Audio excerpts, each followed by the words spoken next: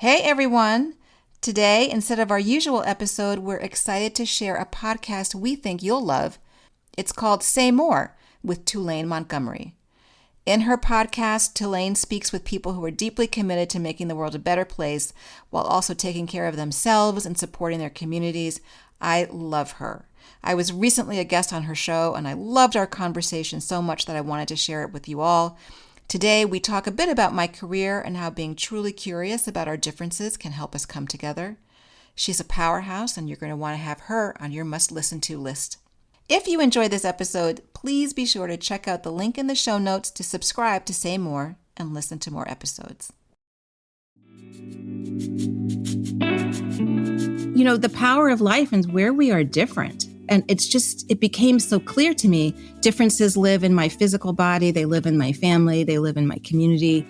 You know, the ability to see the humanity in someone who is behaving in a way that you don't understand. Yes. We're retreating from each other. We've been doing it for a very long time. You know, we don't see people who are different from us. Yeah. So the curiosity and the humanity of somebody who's different seems like a good muscle to develop.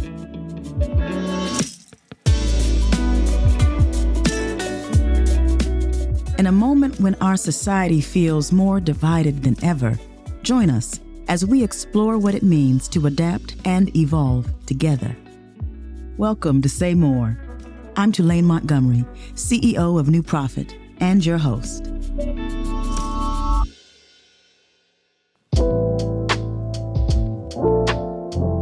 Hello, good people. I am so pleased to be in conversation today with Ellen McGirt. Ellen is currently the editor-in-chief of Design Observer, the media platform for writing and research about design, culture, and business. Ellen has spent much of her career finding ways to engage with people who she didn't necessarily cross paths with on a day-to-day basis. In fact, in our conversation, Ellen talks about the heartbreaking catalytic event that inspired her to drive across the country and to take her time, spending time in places she had never been and building relationships with and learning from, listening to people whom she had never met.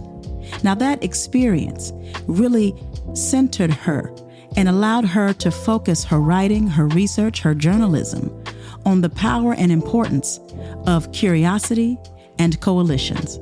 And we talk a lot these days about coalitions. I certainly do. I don't know if an episode of Say More goes by without me mentioning the MIC, the multiracial, intergenerational, cross-sector coalition for change. I believe in it deeply, as you all know. And yet, I recognize that there's a need for us to talk about the pragmatic day-to-day steps. What does it look like? If we're profoundly curious and longing for coalition, what does that actually mean we do differently? How do we approach that? How do we open conversation in ways that make sense for all parties? How do we move through the awkwardness that's almost inevitable when grown people are trying to find ways to connect with other grown people? How do we make time for it when we're all so busy? Well, Ellen gives us in this conversation what we could all consider a curiosity playbook. It's pro tips, guidance, inspiration, examples, and stories that can leave us at the end of the conversation more equipped to build coalitions than we may have been at the start. There she is, so beautiful. Hey. Hello, darling. Hello. I'm happy to be happy because I'm talking with you, and I am just so excited. One of the things, Ellen, that I love about life, my sense is we may share this, but let me check that, that whole no new friends thing that people say at a certain point in life, like it's just not it. Yeah. That you can, as a good and grown person, like just meet people and kind of fall in love with them and be like, oh, you my people, let's go. Yeah. So I feel that way about you. I am so happy that we met not long ago. No. Truth be told. No. But I just feel like, okay, that's my cousin, like that's one of my long lost cousins. And so I'm glad to be with you today.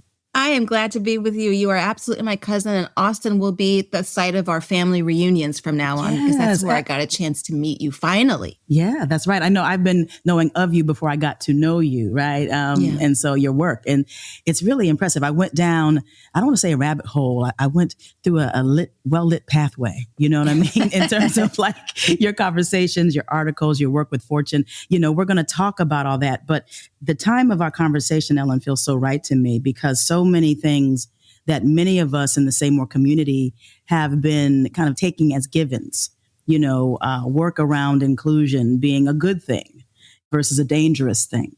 Work around advancing NGOs and nonprofits being an altruistic, righteous, clear path. Not always easy, but clear. And now there's a whole new dynamic where folks who maybe got in the work of systems change because of a mission or impact now have to understand what it is to fight, to navigate, to protect, right? And so it feels like a different set of skills need to be built now. And I am excited to talk with you because I feel like you have insight around the skills that we need to navigate this moment. And I want to dig into it, So like on your Instagram bio, you say, I love this quote. You say, I represent the village that raises me daily. And what do you mean by that? Talk about that a little bit. I got this from an amazing guy, an educator based in DC named Mr. P. And if you go to Design Observer website, you can see a wonderful profile of him. Mm-hmm. And he has an exercise that he is sort of an icebreaker where he asks people to finish a sentence stem. I am, I represent. And, you sit with it and then you sit with it and you share it with somebody in a dyad. And I really started to think about it. I was putting somebody else through this exercise, and I thought, this is knocking on my door. And I really thought about what it meant to be a little bit of an outlier in business journalism. I'm writing about identity and race before people were comfortable with that language. That's right. I am a light-skinned Black woman with natural curly hair who's putting a microphone in powerful people's face and asking them to explain themselves politely, but holding powerful people accountable. They don't expect to hear it from me. So I show up, even that's sort of a jarring experience for all of us. Uh-huh. And I really think, how I got better at meeting the moment, whatever it was by listening to the people around me who were already doing the work, who are having these experiences that I was not having, and opening my heart and humbling myself to the fact that I am a work in progress, and I am joining a conversation already in progress. And I stand on, like you, I stand on the shoulders of people who came before, but also people who are next to me right now. Yeah. And when I acknowledge that every day they raise me, I'm no longer a child, but I'm still being raised by that village. It makes me feel connected, and it helps me feel calmer.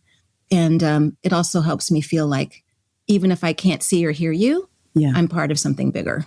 Yeah, it's really powerful because you talked a few beats ago, Ellen, about wanting to make sure that folks listening to this are reminded that, you are not alone, right? You are not alone. And you carry that yourself day to day. And I think we need that more than ever. I had a conversation with the great Angela Glover Blackwell recently here. I know listeners, you can't see Ellen's face, but she's just like, that face when you just see someone that just makes you just feel good and safe and better than you did before. That's the face that Ellen was making. And so she dropped a lot of gems. But one of the things she said is that she does her best to bring all of herself, including her joy, including her pain, including her culture and her identity to the table. And that some of what can make hard times feel even harder is when we don't find ways to bring all of ourselves to the task. So I feel like what you're talking about is a way to sort of meet the mandate that we got from Angela Glover Blackwell. It's like a method to meet that. If you haven't yet, check out my conversation with Angela Glover Blackwell titled, What Have You Done With Your Freedom? On Say More. You can find the link to the episode in our show notes. Listen, you are somebody who I identify you as a journalist, as a design thinker and design leader, podcaster, author, many things. But the journalist, I want to talk about that journalist pathway. I would say you are a purpose-driven journalist. Is that fair? Does that feel like a fair way to describe your work? It does. It does. It feels a little bit like an anomaly at the moment, but it absolutely is. And I came to it honestly. I really did. Yeah. And so talk about, how did you come to it? Like, what led you to not only engage in journalism, but to have a consistent thread of purpose-driven journalism? I had been interested in the art business. When I left college, I worked for galleries and museums, and I really enjoyed that. It felt very sort of highbrow and interesting. Didn't scratch the itch And back when the web was new, the web, the internet and I grew up together. Yes. I know. And I decided that I'm seeing a lot of women my age, I'm in my 20s and 30s, who are not taking advantage of the new tech tools that they had at their fingertips, particularly around money and wealth. People are not even filling out their 401ks. There's no conversation about how to take care of yourself, your family, like that sort of new women's empowerment. Yeah. And after a long, very strange trip, I switched careers and I joined a brokerage firm, which turned out to be terrible. But I had enough knowledge, one chapter ahead of the class, to start writing for the internet, which was still like run by a hamster at the time. Yeah. Speaking directly to women. Yeah. Cassandra's revenge. What's your best revenge? Is to live a good life, to be happy, to be part of your community, and take care of your money. I was really an early advocate for that. That did well. It got picked up by other outlets. And suddenly I was a working writer writing about a very technical topic. And then 9/11 happened. Wow. And I will tell you, I was as brokenhearted as I had ever been at that point. Yeah. I've since been more brokenhearted. Yeah. And I was stuck in California. I'm a native New Yorker, and I rented a car with a friend, and I drove 16,000 miles across the U.S. just talking to everybody I could talk to. It was like a boot camp in interviewing and connecting with people who were very different from me. Wow. Because I felt that the country was at a turning point, and I didn't understand who was out there. I had never been to an Indian reservation. I had not actually spent time with people who were part of a military community. Like I literally intentionally, we picked people who were very, very different, came bearing gifts, and documented this amazing conversation. So I rolled into New York, huge credit card bill with like stories from hundreds of people. And I got a call out of the blue from a friend who worked for Time Inc. for Money Magazine, which ends up having looming large in my life. And said, are you still wandering around America? Your name came up in an edit meeting. Do you want to work for the world's most boring personal finance magazine? I took one look at my credit card bill and I said, yes, I do. Absolutely. And I rolled right on up and I got an entry-level job there. Wow. And then just sort of worked my way up the food chain until I got to talk to you today. That's incredible. I didn't know that about you, that story. And so you were long before people were talking about we need to listen to each other across difference. Like that's sort of something that you hear. We'll talk more about the ins and outs of that. But you do hear it. And you were doing that almost 20 years ago. I mean, so you figured that out quite long before it became part of public discourse, is my point. Well, I like to think that I was like a lot of people sort of thought that way. It's like I can flee to safety and talk to people who just agree with me or who affirm my point of view. This was, even before Facebook and all the other things that we contend with today. Yes. But, the power of life and where we are different. And it became so clear to me, differences live in my physical body. They live in my family. They live in my community. The ability to see the humanity in someone who's behaving in a way that you don't understand. Yes. Being a city girl helps. Like you get good city listening. What's that noise on the corner? Is it a problem or is it men laughing? Like you get That's these. Right. That's right. You get these sort of distinctions. Yeah. And the more what's the word I'm looking for? We're retreating from each other. We've been doing it for a very long time, probably since the 70s. We could probably put together in this essay, I will kind of manifesto about when we started to really retreat and see each other as the other. But it's in our communities. We don't see people who are different from us. We live in segregated communities, send our kids to basically segregated schools. Yeah. So the curiosity and the humanity of somebody who's different seems like a good muscle to develop. I agree. You said that the life is in where we are different. Say that again. I feel like that is a word, as they say. I want you to elaborate on that. It's powerful. The power of life is where we are different. And right. I really sat with that for a long time.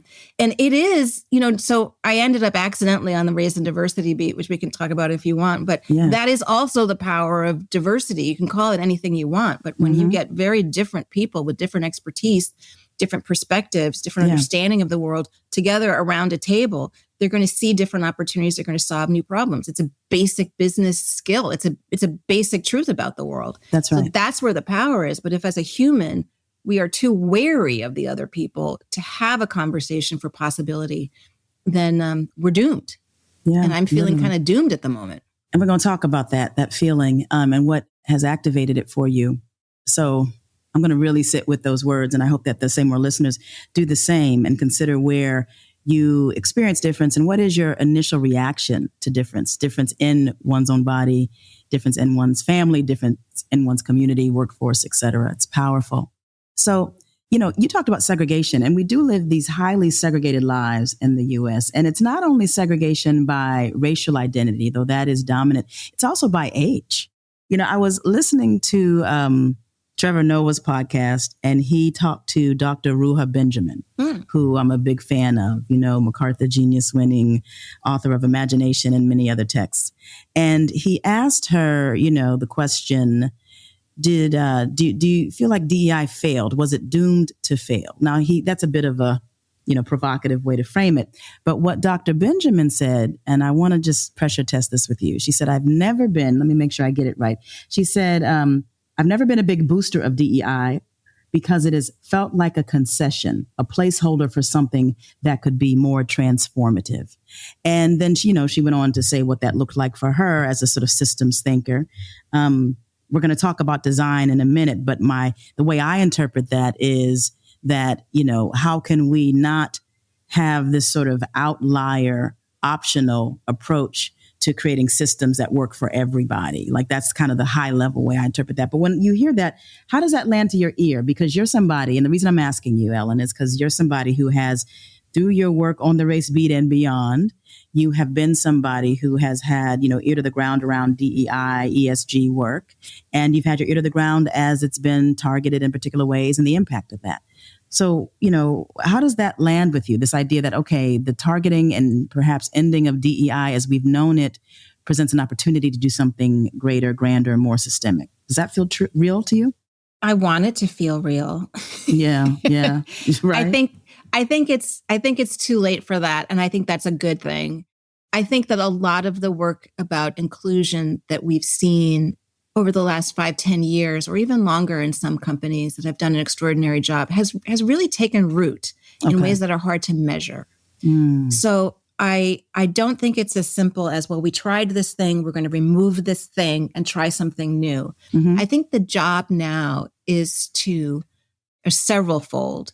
One is to identify with confidence the places where inclusion efforts have worked, have made a difference. Yeah. And that should probably include a serious effort on a case-by-case, company-by-company, organization-by-organization basis of quantifying those benefits specifically as it relates to overall mission, whatever that is.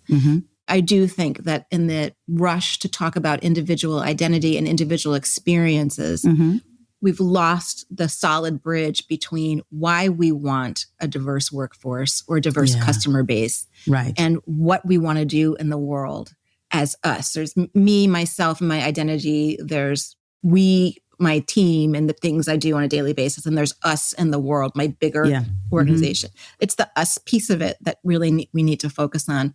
The other piece of it is that there are lots of people who were encouraged to take on DEI roles, even if it wasn't where they wanted to go, fill in the blanks of their education and training, because they had the ear and competence of someone in charge, and who took the role of speaking for this with their leadership, but also with lots of people who were looking to them, very much like the executives I talked to from my Leading While Black male executive story. It's like, we are counting on you to push this through. And if you don't, it's going to be a crisis of confidence in the organization. I think there's lots of people who are now in a career cul-de-sac because they were pushed into a more of a DEI orientation that they were comfortable with or prepared for because they were there. And a bunch of people who just sort of like, well, now what do we do? And I think that is a short-term crisis for leaders to address.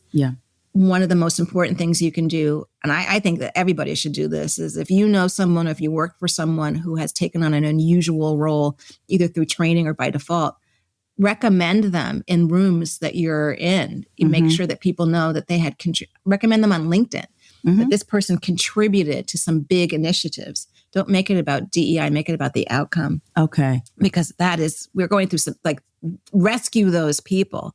But for anybody who's very serious about whether you're reframing your inclusion efforts, using new words, emphasizing that this is an essential business tool that makes us better, and defending it is what I think is going to need to happen. Right. Now, it doesn't mean that the various initiatives and the tactics within the broader strategies were all successful. It doesn't mean that we really became fluent in this language. It doesn't, like, none of those things are true. Yeah. But I think it's for most companies and for most people, it's going to be too late to unwind it and then replace it with something else. Now, all things being said, we are living in such chaotic times. It's really hard to know what the long-term effects of some of these budget cuts and the government cuts, that feels to be a different problem with a different set of solutions. But yes. If you're afraid, find someone who can sit with your fear. If you're struggling to reframe the business imperative to have a truly diverse set of teams working on big pressing issues for your business, find new ways to defend that impulse and that tool. But retreating is not going to help. Yeah.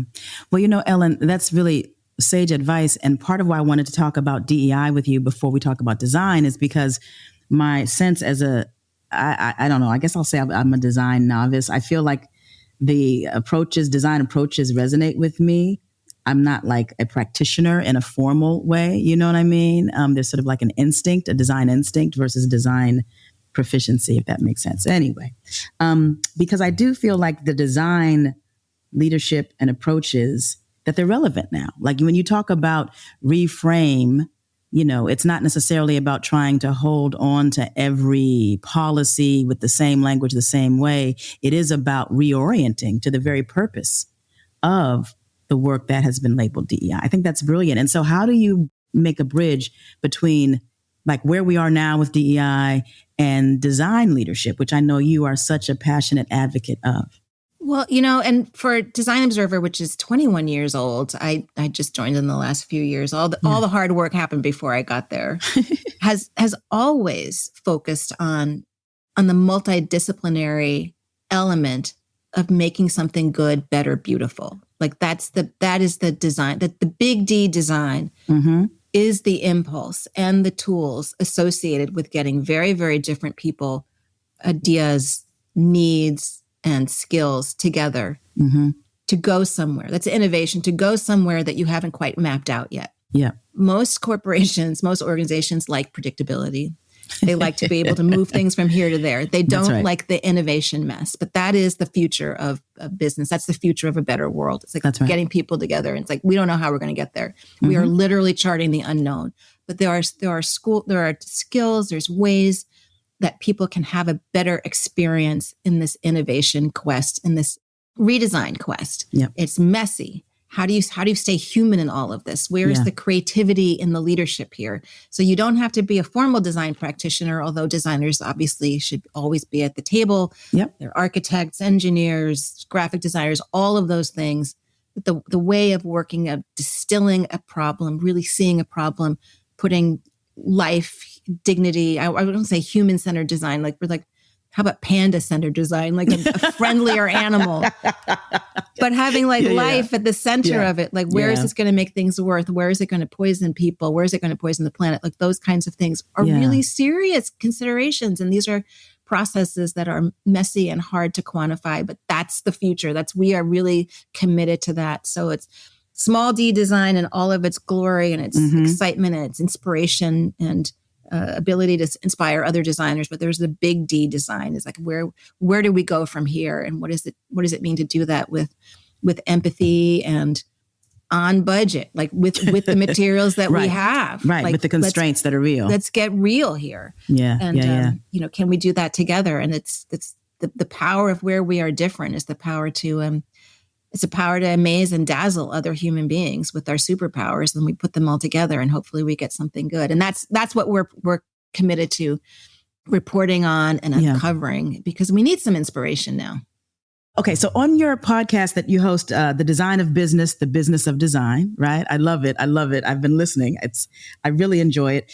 You had a conversation recently with Tony Bynum, right? Mm-hmm. And you said that design thinkers in the executive suite have nearly disappeared. I know. And so as I listen to you talk about what design is and as it relates to the world of impact and business, say more about that design thinkers and the executive suite have disappeared. Tell me more, because in some ways I would imagine that that's exactly what we need right now. With everything changing. I know. It's such an opportunity. There has been a glut. And I was lucky when I left Fortune the first time I went to Fast Company, which was literally the moment where design thinking as a business strategy and as a zeitgeisty moment was born. So I got to watch the whole thing live and die and, wax and wane, I guess it would be a better thing. Certainly not dead. I sincerely apologize for the dramatics there.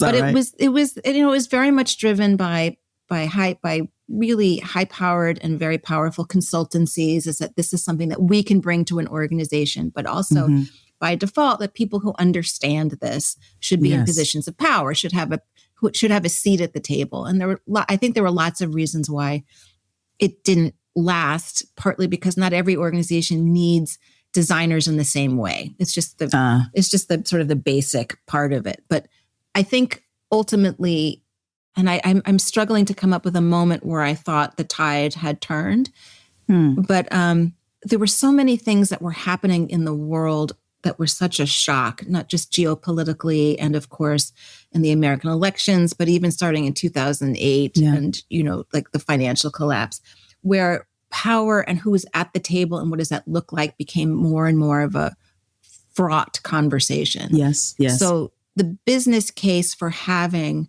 an entire human being whose job it was to think through something as highbrow as systems thinking and design, unrelated to a physical product or the physical world, seemed like a harder and harder one to make over time. There wasn't a clear, very much like it's not that different, but very much like diversity and inclusion. Right. There's all kinds of data that show that, that effective teams, the diverse effective teams that are run on basic design and ideation principles are more effective. These are not effective arguments. The same thing is true with inclusion. So I think ultimately we have to understand that this is about power and it's really not about the business case. So given all that, the thing that I keep coming back to, which was a big part of the technology world when, the rise of social media and Facebook, which I covered for Fast Company, was that people at work really do want to have impact. And it's something that it's become this drumbeat. How do you have impact? And how do you have impact in a world that's changing so rapidly? How do you have impact in a world where you don't have all the information that you need to succeed? Yep. And one of the fastest ways to have impact, which is clearly important for a younger generation of workers, is to participate at work in a way where you're able to contribute. And diverse teams devoted to problem solving, task forces, innovation. And sometimes it's like the inclusion piece too was a way to actually do that. Yes. But to, thinking through moving forward, how is that linked not just to the well-being of employees, which is very important, but also to the health and well-being of the business and the community that it serves, or the organization, the community it serves. That's the kind of impact that I think people are really hungry for. And I'm saying this today, we're recording today. I have no idea what people are going to be interested in tomorrow. What kind of terrifying thing is going to happen for them tomorrow. But this continues, like people want to be able to feed their families. They want to be able to live their lives. They want to stay connected to people. They want to be able to express themselves in the ways they want to express themselves. And they want what they do all day to mean something. Yeah. And the design, big D design, thinking and orientation is a pathway to meaning in addition to business success. And that's where I think the new conversation defending this way of working is coming from. Now, people talk about curiosity all the time as a principle. Let's be curious about each other. And I don't mean to be dismissive. I mean, it's a principle. It rarely is attached to a playbook. And I feel like you just gave us a playbook for how do we activate the practice of curiosity, right? Because it is more than an intention. It's a set of actions that you take consistently and repeatedly. And you just kind of walked us through it. Is there more you want to add to the playbook? Well, it's so sweet of you to say that. I didn't mean to do that, but I do think it makes a difference to notice when you're curious about someone and learn the difference between demanding someone explain themselves to you. Like, where are you from? Tell me about you. is a very different question from what's your favorite book? Uh-huh. What's your favorite movie? Like investing in something. It's like, oh, I'm so curious. What makes you tick? What's like your favorite album? I'm going to go listen to it. I love that so much. It's so different. It's so different because I have to tell you, like I have this, and some folks listening have asked me this question. So, it's all good. But I have this reaction when people are like, well, what's your story? Right. I'm like, I don't know. I'm sitting here with you now. I don't know my story. I don't necessarily, my brain doesn't quite work like that. No. So I feel like you're saying you're creating like an inroad, to getting to know someone that doesn't put all the burden of labor on that person to package and present themselves to me. I know. What's, right? Like, what's the book that you're just loving these days, right? There's something about that bridge, Ellen, that I think is really important. And, for me, I can say, as somebody who is an introvert and who does not spend a lot of time thinking about her story in that way, is very helpful. Like, it's inviting. Even hearing you say that, I'm like, oh, that's a conversation I'd like to be part of. I try to avoid the what's your story moments. I know, it's hard. I really try to get away from them when I can. I've gotten pretty good at, navigating them, and people don't know I'm actually avoiding having to answer that question. But I feel like you're giving us pragmatic tools and turns of phrases that actually invite people in, which is so important. Oh, I'm glad to hear that. And I'm an introvert too, and I spend a lot of time avoiding those questions. But, I can navigate what I'm curious about at the moment. That's right. Especially if it's based on observation. I noticed you did that. It's the same thing. It's like the flip side of sharing someone's fear. Yeah. Yeah. That story. Do I have time to tell a quick story? Yes, you do. Absolutely. Please. So it was in the middle of the middle of the reporting on Race Ahead. And I had really become more exhausted than I understood with the police shooting coverage. Yeah. And I'm sitting up in bed frantic. I'm getting everything ready for tomorrow. Mm-hmm. And my husband, who is tall, white, able-bodied guy. If you were a kid, you draw a picture of an executive. It looks like him. Yeah, yeah. And he says, honey, something's happened. I'm going to check it. I'm like, okay, what? Is it the boiler? Is it the roof? And he's like, no, just relax. And I wasn't paying attention. And he sort of was looking at something. And then about 15 minutes later, he said, I'm really sorry, babe. Something's happened, but I thought you wouldn't need to look, but you did need to look. And it was the Ahmaud Arbery video, I think it was. Oh, God. And it's like, oh my God, babe. And that's what I realized, is that he had been checking the news to get there first before I needed to. And there is no way that this man will ever be as afraid of the police as I am. There's just like, he's like, why? I don't understand. Like, he's like, what? The police are here to help. It's like, right. We have very, very different things that we're afraid of, very different things. That's right. When I realized that he had observed this in me and he was attempting to get there first, he couldn't fix it.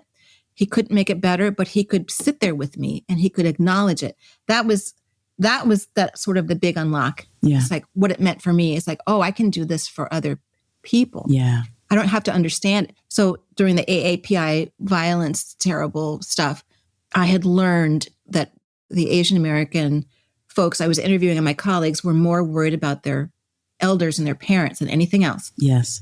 So every time Mother's Day comes along, Father's Day comes along, it's like, are you going home for Mother's Day? Please tell your mother how much we love you and how much you bring to our office, our team. Mm-hmm. Please let your parents know I was asking for them. Yes. And we're so proud of you. Yes. It was like, that's what they're afraid of. Yeah. That's what these individuals express their fear. And I can't make it better, but I can acknowledge. Yeah. So that was the thing. So, but it's sort of, I'm struggling over this. I'm trying not to cry. I get so emotional about it. Yeah. Is that the opportunity to find somebody's fear based on what you observe or what they tell you or what you're concerned about the world is a beautiful thing. But also the flip side is, what makes you happy? What gives you joy? What are you curious about? Yeah. I can be curious about it. So if someone recommends a book and you read the book, it's like they're your best friend. I know, it's true. It's true. You bonded in a way that is unmatched. It's so true. It's so true. I was also moved by that story that you shared of your husband. I mean, that's just, it's a beautiful story for many, many reasons. But I'll tell you, it also features that there's a listening to and holding somebody's fear, but there's also resisting the desire to compare suffering. Yes. that's a key element as well, Ellen, right? Because that's, I think, where we get in trouble. Yes. He just said it. He just did it. Mm-hmm. And we didn't have to have a big conversation about it. And no, it really made that. I learned from him as well, too, because I am absolutely going to make that mistake. I'm going to chime right in. Yeah, right. It's something to it. So listen, there's so much more that I want to ask you, but I'm going to ask you one more question about another D word, doom. You used the word doom a few beats ago, right? And, I want to just talk to you about that. Like, if you had a hope meter, yeah, and 10 is like, yeah, we got this. It's going to be work, but we're good. And 1 is like, it's just awful, and I don't know that it's going to work out. And I don't know if those are even the best benchmarks, but you get where I'm heading. I do. I am. Where are you on your hope meter? Where is hope with you these days? I'm not by nature a hopeful person. Okay. Hope lives here. Mm-hmm. I am by nature an optimistic person. It lives up here. I'm pointing to my head. Yes.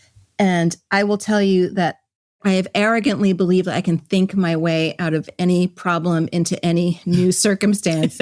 I can just be that magician, mostly because I've just been on my own for a long time. So I'm scrappy that way. Yes. Scrappy and entrepreneurial and intrapreneurial when I'm in a big organization. But I have, I spent about 4 or 5 years as a caregiver to 3 very, very difficult, elderly, ill in different ways adults. Mm-hmm. I no longer have those caregiving responsibilities. I know you know what I mean. One of them included my mother. Yep. And I will tell you that all happened during the pandemic when people are losing their jobs and everything. And I will tell you that hope has a new place in my life, and it's related to doom. Okay. There's something very freeing about facing the worst thing, the thing that you're afraid of, and coming on the other end of it. Mm-hmm. And that the faster I can get to acceptance of where we are or where I am or what's actually happening, the less pain I'm in. And I know that there's big religious traditions around this and philosophical traditions around this. I just got there because I'm stubborn and I needed to get there my own way. That's right. And so I would say that I remain optimistic about many things, but I'm very realistic that the kinds of things I'm observing from the current administration and globally are damaging things that's right. beyond repair. I'm not sure what it is. I'm not sure where we're going. Yeah. The doom part of that is that on the other side are new opportunities to be human, whatever that looks like. Yeah. And so for the first time in a long time, I'm hopeful about that. Because if you're curious and if you go outside your house, if you can, if you're open, if you're paying attention, if you bring your attention to other people, not as a potential threat, but just as another life form near you, it is impossible not to find reasons for hope and people who believe and people you can be in relationship with and in connection with. Yeah. That's the antidote for the antidote for feeling hopeless is to show up. It resonates because that's the truth. I don't know. And I mean, hope is, in my relationship with hope, is that it's gritty, scrappy, that it gets in the game, gets in the arena. And that hope has very little to do with comfort sometimes. Yes. Yes. Yeah. It's a whole, I mean, what you have forgotten about how the world works is more than most people will ever know. Right. And if you are, I mean, that insight is so helpful. Self-care is not about the ice cream. It is about showing up for other people. Yeah. That's what self-care is. That's exactly right. That's exactly right, Ellen. There's so much in what you said. You've given us so much. The curiosity as a practice playbook. You've given us the understanding of the freedom of facing, like, what is the worst expression? And, and then what's on the other side of that, that hope is in community, that we find hope by showing up so much. You've given us so much. Well, I love that because so much of why we interact with each other has to do with capitalism. Like, I need something from you. It's either, carnal optimism or capitalism. Right? Yeah. What if we were curious about each other? It's like a moral imagination to be curious about each other just because. Just because. It's a whole different thing. It is. It really is. And it opens up a whole new world of possibility, even in a time like this, Yeah. That's awesome, Ellen. I love you so very much. Yeah, I love you too. Thank you to the team.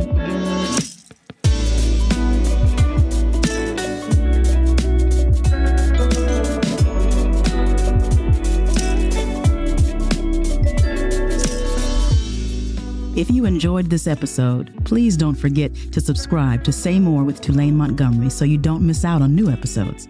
Please also rate and leave us a review wherever you get your podcasts. Say More with Tulaine Montgomery is produced by New Prophet and Human Group Media. If you want to learn more about our work at New Prophet, visit newprophet.org. Thank you so much for joining us, and I'll catch you all in the next episode. Views and opinions expressed during the podcast are those of the individuals expressing them and do not necessarily reflect those of New Prophet or Human Group Media.